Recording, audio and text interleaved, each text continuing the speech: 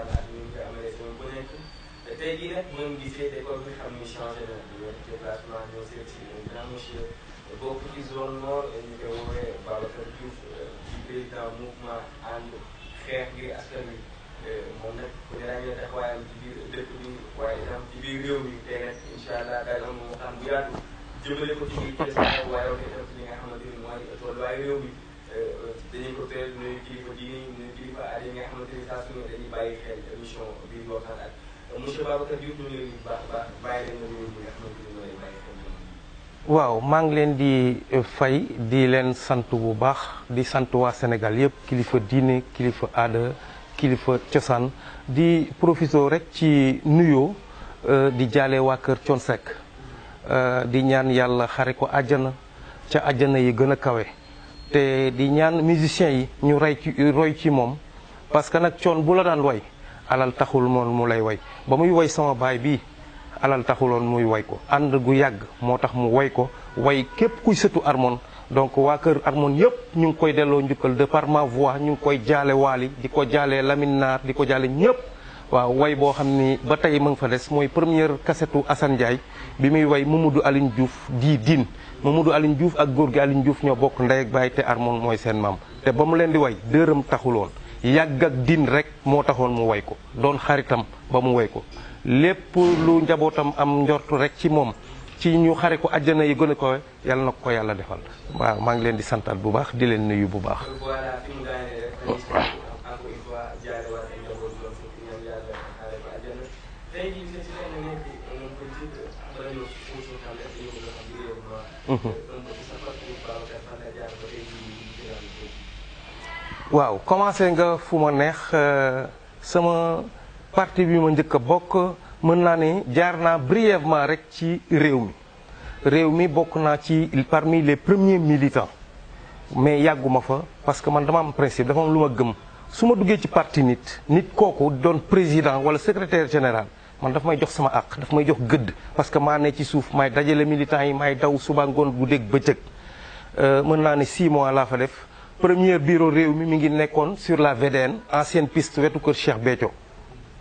foofu la nekkoon foofu bu ma jaayaan carte foofu laa daan dem di verser donc réew mi bokk naa ci mais brièvement mais parti bi nga xam ne ci laa njëkk a milité nag muy Cheikh Bamba Dièye te papaam moo ma inspiré woon ni muy defee politique mu def ko ci yar def ko ci teggin def ko ci wax dëgg ma ne parti bi may dugg du bari histoire du wax ju ñaaw te parti buy wax dëgg la ci laa commencé ci ak Cheikh Bamba Dièye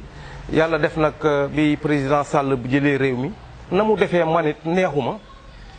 ndax bi président Macky Sall ñëwee di ñu seet si ci siège ba ñoom ñaari dugg ci bureau bi muy génn di def déclaration dafa waroon consulter le bureau politique du parti waaw moom Cheikh Bamba Dièye wax ñu ne ñun kat élection yi président Macky Sall la ñuy jàppale te jox naa ko sama accord lu ngeen ci xalaat ñu ne ko waaw daal di tàccu président Sall mu daal di génn looloo gën a rafet waaye boo waxee nit ki rek daal di génn rek daal di nañu jox naa ko sama kàddu damay gis ni daf ñoo bedd ci waxtaan bi yàlla def ñu fal ko ministre mu jël njabootam gi ko jege lool dugal ca ministère ba ma retiré wu ci laa toog nag toog ba le Damel Maysa Fall ñëw fii sama kër seet si ma parce que dama ne woon danaa bàyyi naa politique mais bi mu ñëwee moom tam mu convaincre ma ñu ànd pendant des années parce que vraiment depuis 2013 ba léegi nii ñu ngi ànd moom itamit bu ñu demee ba confiance amatul sama digganteeg moom muy am xel ñaar ci man ma daal démissionné créé nag sama mouvement fas yéene wax dëgg xeex ngir askan wi du ma far gauche du ma far droite dëgg rek. voilà comme ni nga ko waxee jaar ci mel ni réew mi ci Cheikh Bamba Dièye ak Damel Maysa Fall su ma déggee sa yow daal mi koo xamante ni maanaam est-ce que boo ko nee rek jàpp ni di nga xuus ci politique ndax politique Sénégal maanaam fii biir Sénégal boo xoolee saa su ne ni muy doxee ngeen muy naxante ak intérêt mais contrairement ak def nañ doon sa objectif ci politique. absolument pas loolu du sama objectif xam nga kiy dox ci naxante wuruj ak njuuj njaaj c'est parce que moom dafa bëgg enrichir maanaam dafa bëgg am koppar ci politique man ñaanuma yàlla politique bi jox ma xaalis man ci samay yëngu ci samay business laa bëgg alal ju bari joo xam ne alal jooju askan wi laa koy delluwaat joppale doomu aadama rek te yàlla tax ci li des sama dund incha allah ci lay ne mais du ci poste politique moo tax damay Cheikh Anta Diop lay jël référence Moustapha lu dara te képp ku bëgg a def jëmale sa nation kanam tant que wéeru woo ci li mu fi bàyyi moom Cheikh Anta Diop doo dem fenn masuñu koo fal dara Moustapha lu dara ba mu génnee àdduna la ñuy soog a wax jàppal Cheikh Anta indi Cheikh Anta man nag bëgg naa bokk ci ay sëtam wala ay doomam loolu moo tax a dugg ci politique. jamono bi yaa ngi créé mouvement ànd ngir xeexal askan bi mouvement bi naka la tuddee fi nga ko sos ak itam ba xam mouvement la boo xamante ni Thiès kaay dong la wala ci biir Sénégal yi ak naka la ko expliqué. bon nii dafa nekk en construction te bu soobee yàlla fas yéene wu ma ko yemale Sénégal parce que déjà rek ñu ngi may woo à Kër Massar am naa fa représentant te du ci Facebook la ñu xamante mu insister ci vidéo yi may sànni ci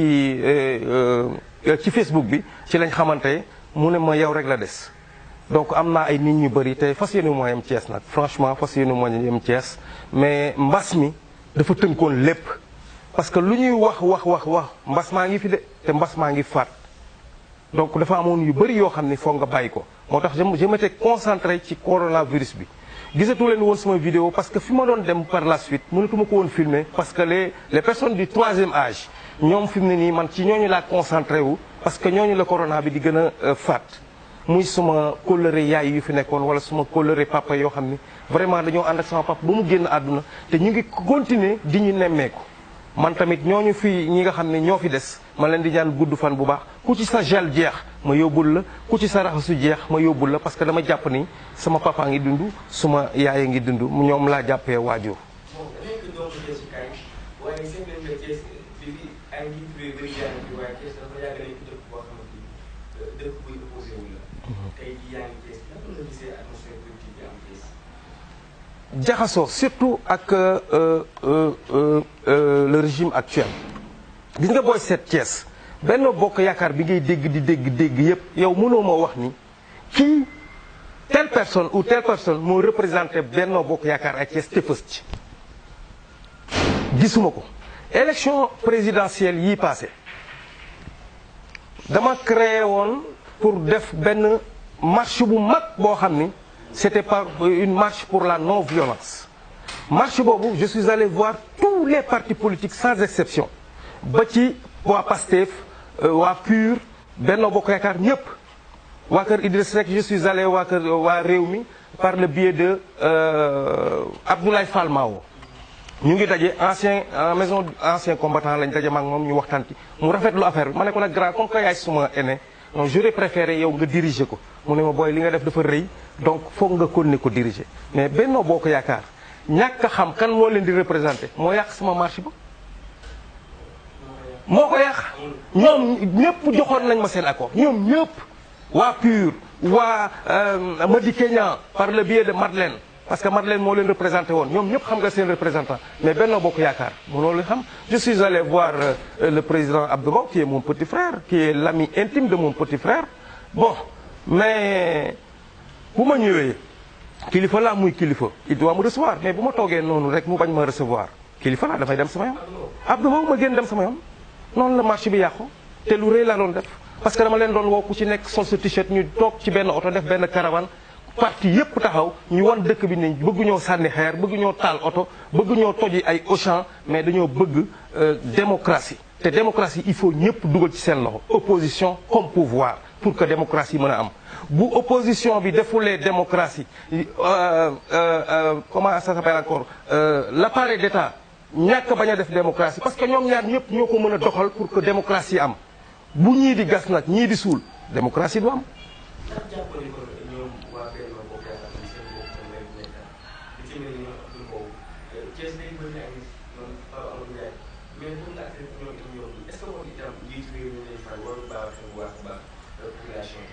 ah non dina ci bàyyiwaat xel bu baax parce que nag li ñu naan xam nga kenn mënu koo rafetlu waaye upp baax na ci laax bu tàng de upp gee ëpp nag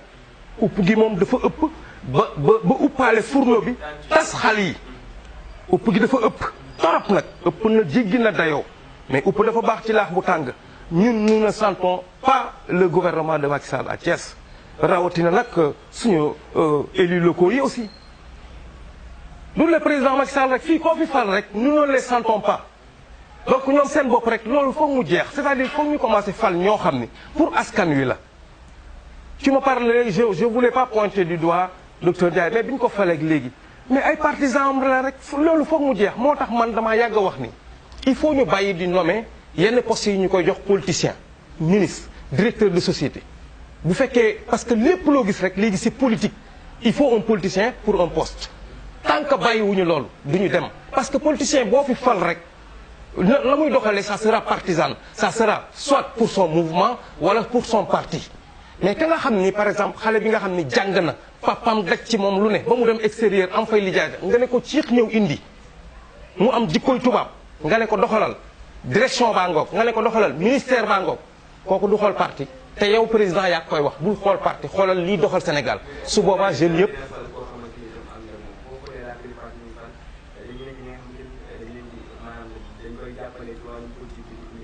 mais c'est là où le bas blesse nag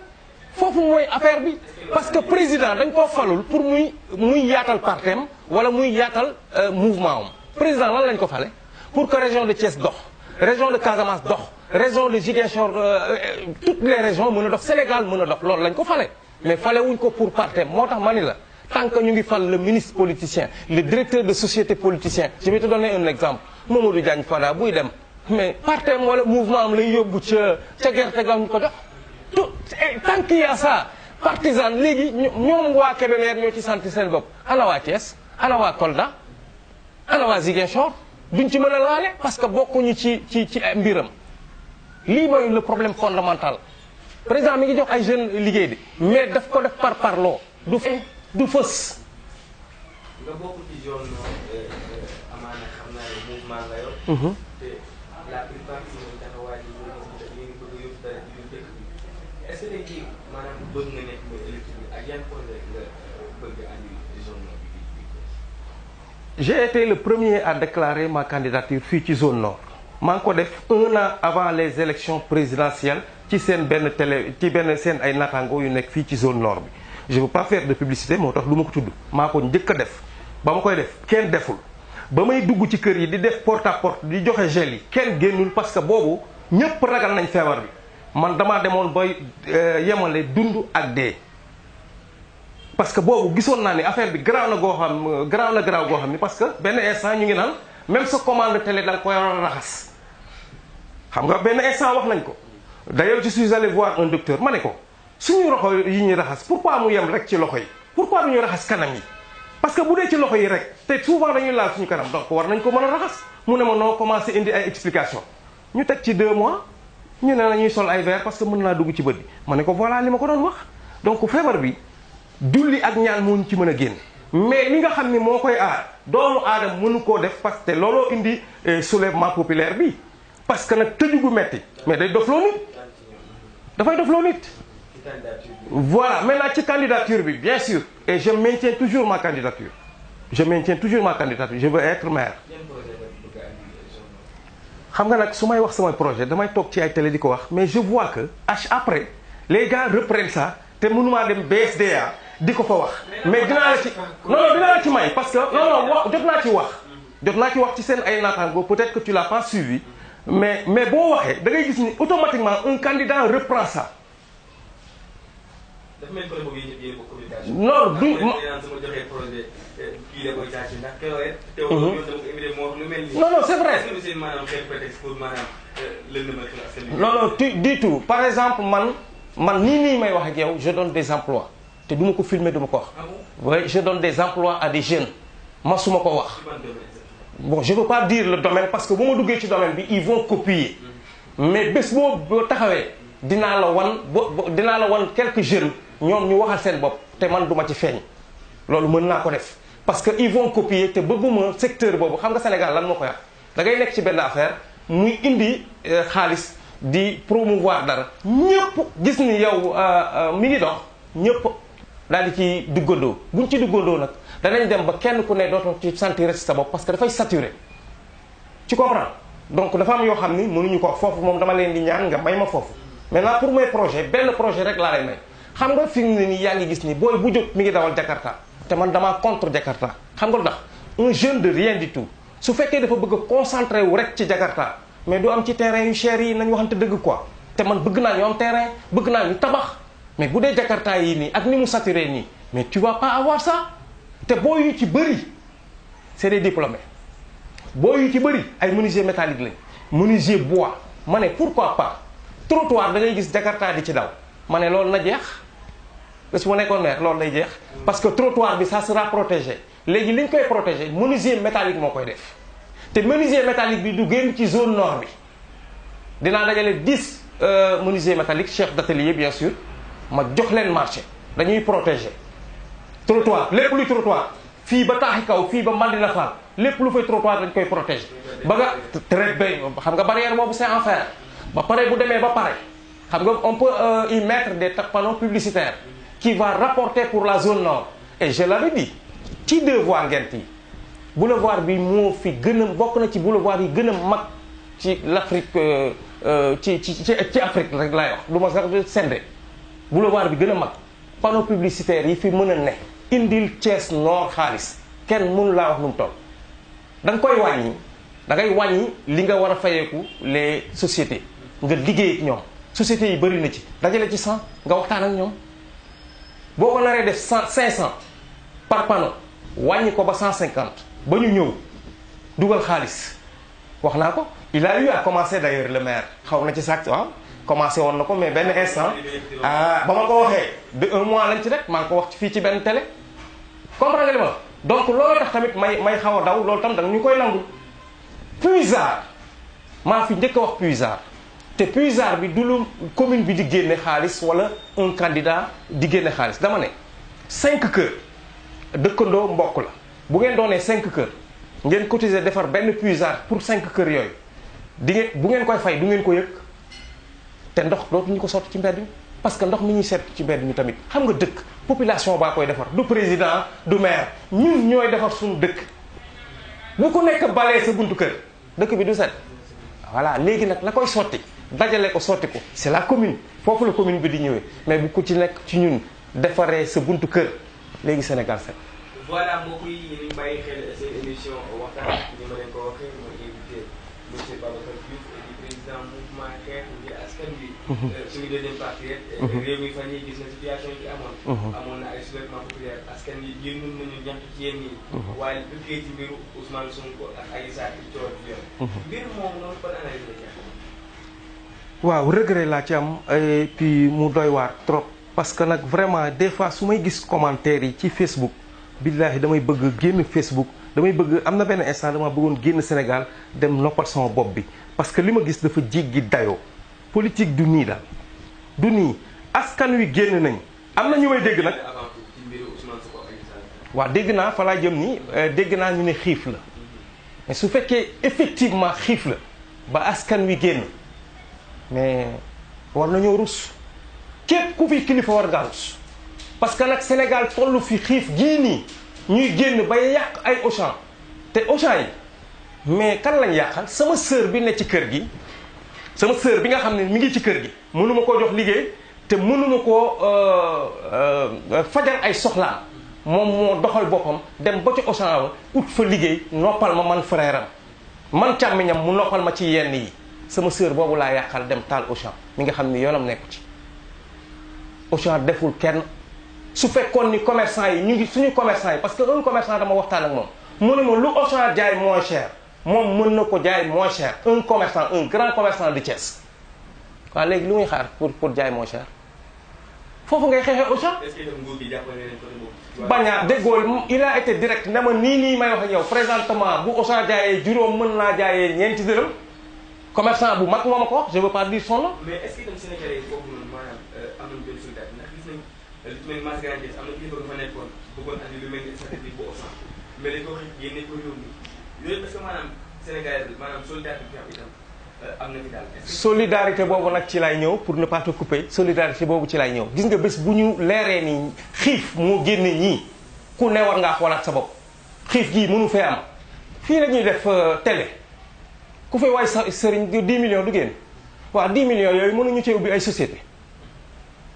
jàkka yi ñuy tabax jàkka ak juma nañuy wax dëgg ak lu mu metti metti wax ko même bu ñu la dee rey balaa ngay tabax jàkka nit di julli saako bu dara nekkul mënta taxaw tabaxal ay usine ci 10 millions yi ngay maye parce que way nañ sa sëriñ demal indi bu usine créer ay emploi pour la jeunesse parce que le gouvernement il y a aucun gouvernement qui peut donner de l'emploi à tous les jeunes amul ku ko fi wax bu toogee dina am de sérieux problèmes donc opposant bi aussi buy wax na seet bu baax li muy wax balaa li dal Macky Sall président Sall di ko dal parce que am na yu bëri yu ñuy dégg nag ay wax-waxaat la rek bu ñu toogee mënuñu ko il faut xaalis ñi yor xaalis ci réew mi dimbali seen askan ndimbalante bu amoon ñii duñu génn dem Auchan di toj grand amul benn kër fii ci Sénégal bu yàlla tabax tëj buntu ba tëj fenêtre ba fatt porox ndol amul kër goo gis kër goo dugg rek millionnaire juddu na fa mais ñun ñoo dimbaliwul suñu bopp ñun ñoo dimbal moo amatul suñu bopp bu ñu dimbalantee rek ngistal la képp koo fi dégg mu jox xaalis rek ngistal la à la télé à la radio et pourtant avec 10 millions nañ wax dëgg suñu ma ko joxoon ma créer énormément d'emplois pour la jeunesse maa ngi ci nag ak sama doole ju néew gu ma yor te am naa ay partenaires damay bañ a wax ca dugg ci mais maa ngi ci te bu soobee yàlla dinaa la wan jeunes yi nga xam ne man jox naa leen liggéey ñu ngi ciy gis seen bopp man na ciy gis sama bopp et mën naa la ci may sax c'est des motos c'est des tricycles que j'ai acheté tricycle mooy moto 3 yooyu nga xam ne ñooy def bagage dama ci jënd 3 benn bu ci nekk mi ngi jar 1 million 350 c'était pour acheter une voiture damaa xañ sama bopp oto jëndal ko booy parce que dañu maa topp ne ma grand yàlla xam na ni bokkuñu suma mouvement parce que ñoo bokk suma parti mais c'est des gosses qui me côtoient tous les jours ma jënd ko jox leen boobu moom may la lii laa def parce que bu ma la ko waxee damay bañ gars yi copier jënd ci lu bari parce que dañ lay ëpp doole jënd ci lu bari après affaire bi day saturé. mais njëriñ la itam ngir askan bi dégg nga comprendre nga ma la wax loolu man def naa ko te du woon sax lu ma bëgg a wax télé quoi franchement mais pour nga gëm ma parce que wax ñu gëm la surtout jamono jii ñu nekk nii surtout étant un politicien ah non du ma ne c'est impossible mais jafe. situation politique bi nga amoon fan yii nii naka nga ko gisee. une responsabilité partagée te bu kenn toog naan nguur gi papa ji nga xam ni toog na doomam amul 18 ans mu bàyyi doom ja mu génn yaru ko bu ko yaroon bu ko nee hee toogal mu toog mais président Sonko moo def déclaration moo njëkk a alerté pour nit ñi génn su yemoon ci conférence de presse ba ñuy jàpp le président Idrissa Seck dafa def conférence de presse alerté feebaruma dara jotuma su fa yemoon coow du am bañ ko woowee tribunal su demoon wuyu ji directement parce que dañ ko woo mais il a été le premier à politiser la chose aussi. quel que soit Alpha. mais ci yoon bi itam lañ ko dogalee ndax da doon dem wuyu ji quand même. doon bi ñu ko dogalee lu ko gouverneur wax. gouverneur daf ko ne dama lay jox garde corps ñu dem ñu wuyu ji. non il faut accepter c'est la vérité il a politisé c'est un politicien dafa bëggoon jaar foo xam ni coow alerté jeunesse bi génn. c'est ce qu'il voulait faire. mais yaakaar itam bu ko préfet bàyyi woon mu aw fu mu bëgg a aw coow li itam du maanaam dina agsi. je suis parfaitement d'accord mais tamit xam nga nguur moom moo xam fa muy aw dara du fa am parce que bu awee feneen am lu ko fa jot ñu ne état bi la c'est que loolu mooy problème bi faute gi nekk na ci moom nekk na ci préfet aussi parce que bu jógoon rek dem wuyu ji dara du am aussi nan waxante dëgg rek nan waxante dëgg peut-être que préfet n'a pas été à la hauteur peut-être mënoon na ko bàyyi rek ñoom ñu encadré ko topp ko ne ko ñu ngi lay topp bàyyi ko mu dem su boobaa coow du am. je suis parfaitement d'accord.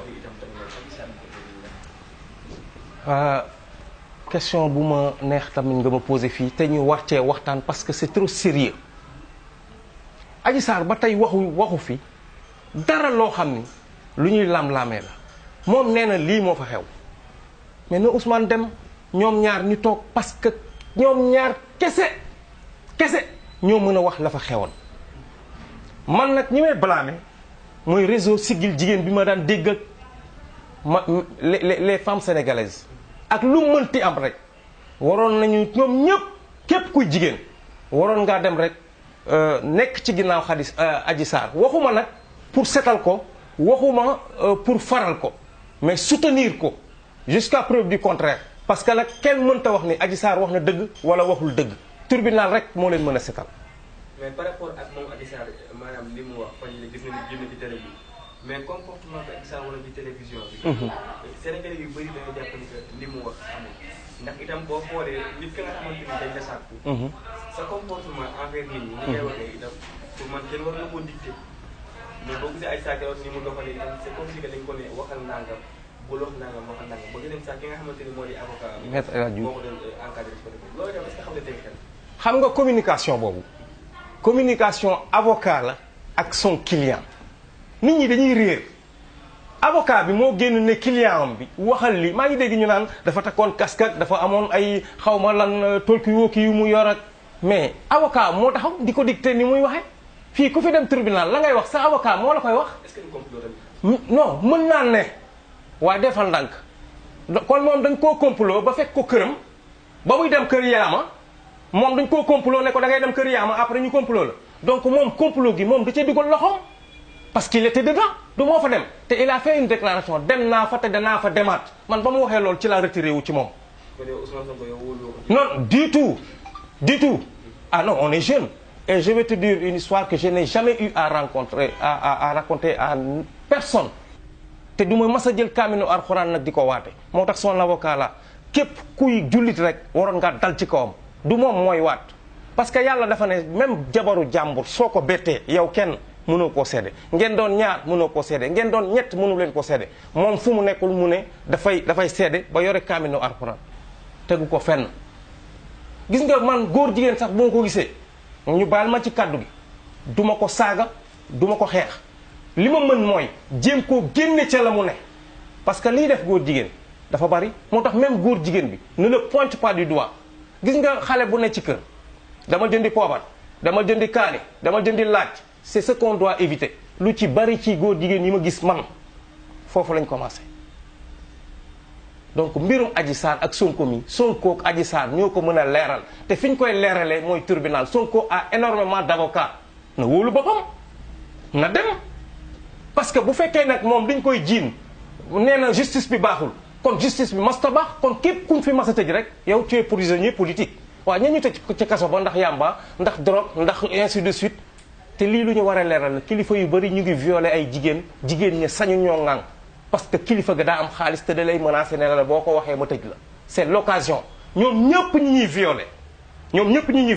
ñu leeral ko moo tax mbir mi ñu war koo leeral moom bu fekkee njiit la njiit gi muy woote mi ngi ci moom man dama koy ñaan moom mu leeral ko parce que nag ñiy voté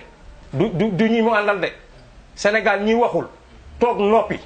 jéppi politiciens yépp nag de gauche comme de droite te war a voté aka ñoo bari. voilà ci mbiru Ousmane Sonko ba tey bi mbir mi amee gis nañ ni que njiitu réew mi génn na wax ne jeunesse bi peut-être dañ doon ñaxtu ngir xam nga rek ñàkk am xëy ak yooyu noonu. ba sax tax mu ne dina génne 350 milliards.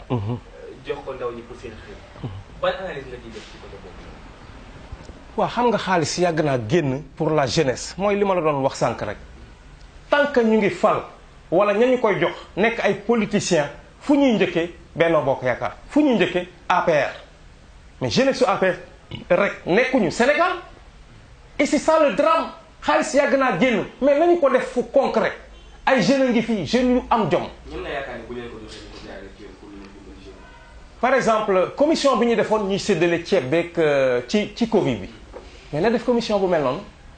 ñoom tamit ñu leen di topp parce que ay nit lañu rek ay sénégalais lañ xam nga moo tax bi ñu nee séddale bi ceeb bi nañ ko jox armée bi dugg na fii génn fii ma ne leen mais le militaire il n'est pas venu de l'au-delà c'est un sénégalais dafa am ndey am baay am bàjjan am tante il est sénégalais bu ñu ko jox benn pàcc rek bu ñu ko jox nii les militaires nii les gendarmes mais nañ leen dajale ba pare mu am nag ku leen di saytu ba nga xam ni par dossier la ñuy joxee nit xaalis et puis état bi affaire bi du xaalis nañuy créer de très grands chantiers xam nga tey bu ñu ñëwoon autoroute bu jógee Dakar jëm Casamance jeune bañ fay dugal xam nga duñ la jox xaalis mais xaalis bañ lay jox dinañ la fay ñu fay leen fay bu baax jeune ba lan tey am mais am na projet bu nekk ci boppam buñ ko fayee lu baax ca gas ga te jarul sax parce que ils ont l'habitude nous politiciens nous avons l'habitude naan da ngay def formation mais am na liggéey yu jarul formation mooy comme li ma la wax nii de grands chantiers gas jarul formation gas pour ñu def tali noonu la ñuy doxalee dëkk de très grands chantiers jeunes yi dugg ci tout récemment maa ngi dégg un député Moustapha Diakhaté autoroute bii ñu doon def nii Ila Touba bi ñu ko joxee chinois yi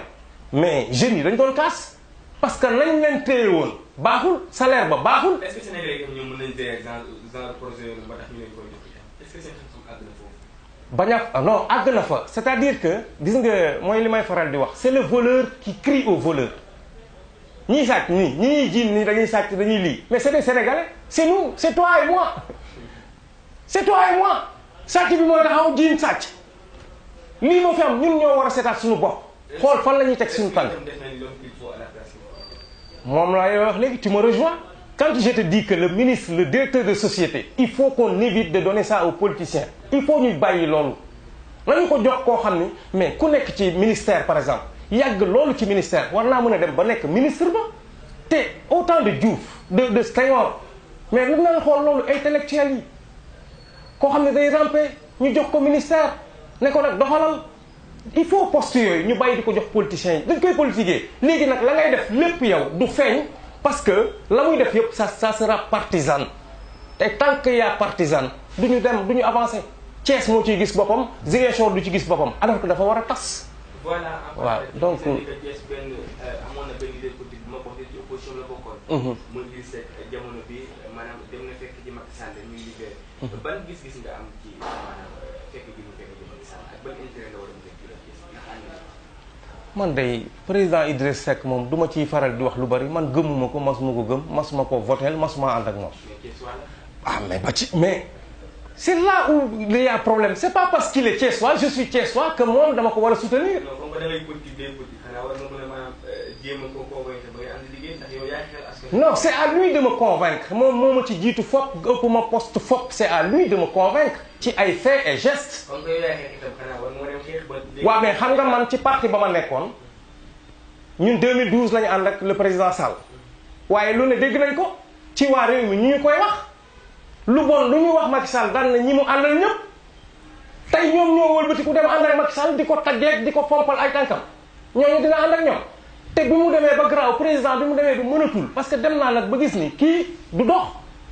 ma génn bi may ànd ak président Sall parce que du sama parti moo tax ma voteel le président Macky Sall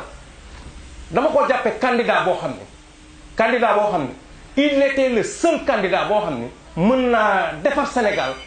lu bari lu bon lu fi ne mu dindi ko te dara du ko ci fekk. tey jii Ousmane Sonko mu ngi koy xeex te taxul ni que maanaam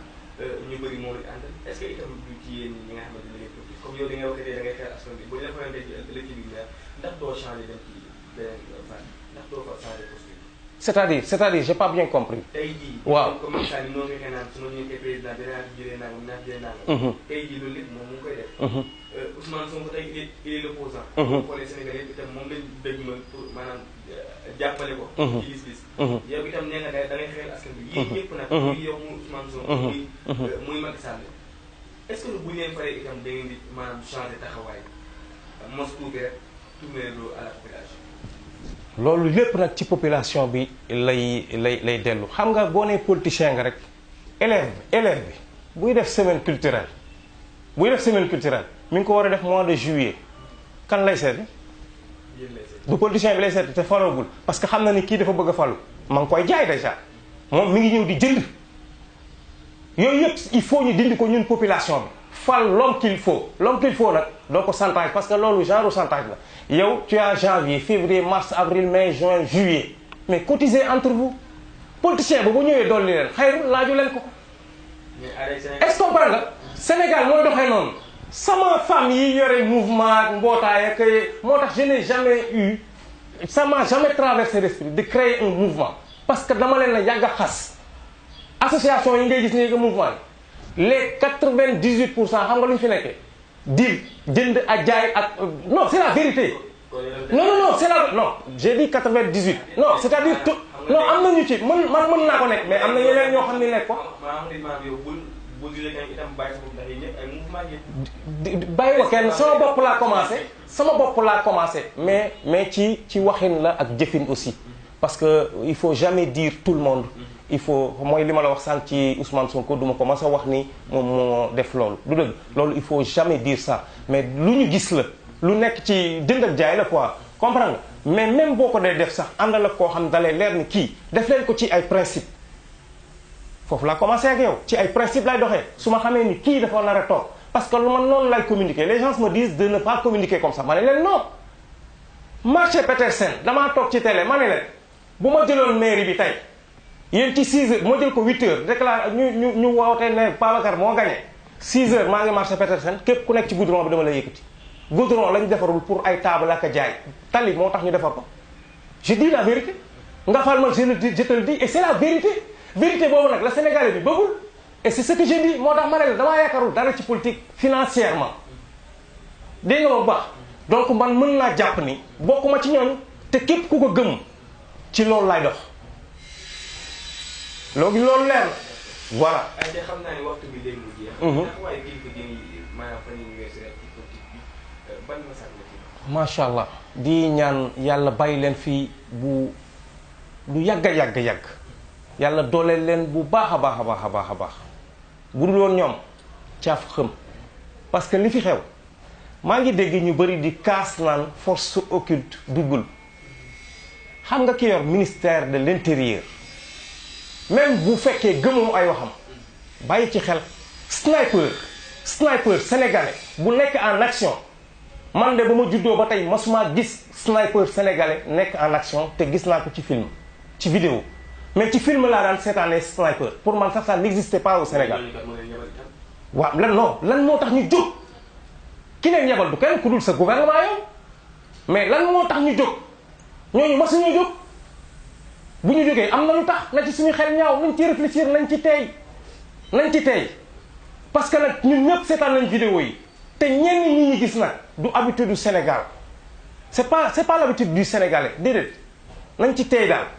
waaw man daal loolu lay ñaan Sénégal di ñaan suñu kilifa yooyu nañu fi yàgg lool te ànd ak wér te ñu gën a jàppale askan wi daal waaw maa ngi dégg ni sëñ Mountakha comme d'habitude rek une deux rek mu génne xaalis waaw mais bu ma ko jege woon 50 millions yii mu génne xam nga mooy li ma lay wax léegi rek ñu ngi jaale booy yi nga xam ne ñoo gaañu dégg nga Bougane génne na xaalis génneeti na xaalis ah loolu muy génne noonu à part la télé kii la rajo kii il peut créer énormément d'autres emplois nañu waxante dëgg 10 millions da ngay créer yeneen emploi pas à Dakar mais il faut le faire et je profite de cette occasion pour dire au gouvernement aussi de décentraliser les choses Diamniadio bii ñu bokk bëgg fa accumuler yépp mais nañu ko génne dans les régions stade bu mag bii nii mënoon nañu ko yóbbu Ndar wala feneen Thiès benn stade la am stade la Dior la mënoon nañu ko yóbbu da ngay dem bu Coupe d'Afrique amee da ngay gis ni Lions yi dañuy daw plus de 200 kilomètres ak capitale ba pour jouer ji ci beneen région waaw lu tax ñun duñu xalaatee foofu comme ça ñu mën a dundal région boobu parce que football bu amee Thiès yow gis nga ni muy naatee jaaykatu gerte ba jaaykatu sump ba Dakar ñoom ñëpp dañu ciy gis seen bopp donc c'est comme ça donc loolu daal di leen sant di leen gërëm bu baax te di leen ñaan ci lu ma fàtte woon ngeen bañ a mel ni journaliste yu tey ndax ñu ci bëri nag rajo boo ko wax ñu dagg ko bii nag bëgguma ngeen dagg ko ndax nag non def xam nga journal non xam nga rajo télé pouvoir nag te da ngeen a am doole torop mais damay bëgg président buñ fi mën a fal suñu jëmbatalee garab mu leer leen ni yéen journalistes yi garab googu baax na mais wax leen peuple bi ñu jàpp ci garab googu di ko arrosé di ko suuxat comprendre nga fu may waxee mais yow lu bon rek ngay wax kon ku fi toog rek lu bon kon kañ la ñuy am ku baax c'est que foofu lañ leen di xaar ñoom journalistes yi tamit c'est ça le problème aussi pouvoir lañ yor te nit ñaa ngi leen di déglu bu baax a baax mais ñoom tam nañ ñuy teg ci temps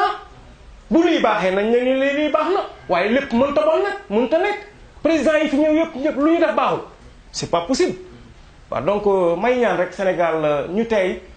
ñu delloo suñu xel te xam ni affaire bi du ay sànni xeer du lakki Auchan 4 moo fiy jëlee nit incha allahu rabbi te xam naa ne di nga ma jàppale parce que yow jeunes yu mel ni yow di ngeen waaw mais xam nga ndax ma ne di ngeen ma jàppale donc j'ai vu que xam nga lu may wax laaj ci journalistes yi ils ont l'habitude di dem ci yenn candidats yi parce que mooy li may wax rek foo dugg rek am na brebis galeuse am na ci ñoo xam ne jënd nañ leen financièrement physiquement ou moralement donc et tant que loolu mi ngi am ci seen métier bii nii du yéen ñëpp nag mais ma leen di ñaan yéen ñi bu leen ci tegu leen ci yoon boo xam ne da ngeen di gindi askan wi parce que ku fi ubbi début ba la rek waaye bu demee ba ca biir daal di dévier yàlla bu leen ci yàlla teg yàlla def nag ngeen am seen télé bopp nag dafa jot nag Thiès nag am télé waaw te gis naa leen vous êtes sur la bonne voie yàlla na leen yàlla aar yàlla teg leen fu mu tegul kenn daal. jërëjëf Babacar Diouf mbokk yi tey gis ngeen émission bi ni mu demee on a eu comme invité Babacar Diouf di président mouvement xeex ngir askan wi waxtaan nañu moom waxtaan bu yaatu di leen jox dig daje semaine bii di ñëw ak beneen invité ci seen émission waxtaan ak ki nekkoon ci réalisation bi muy Mamadou Diakhaté ak Yaga Sow à la présentation Thierno Ababacar Anne dig daje semaine prochaine.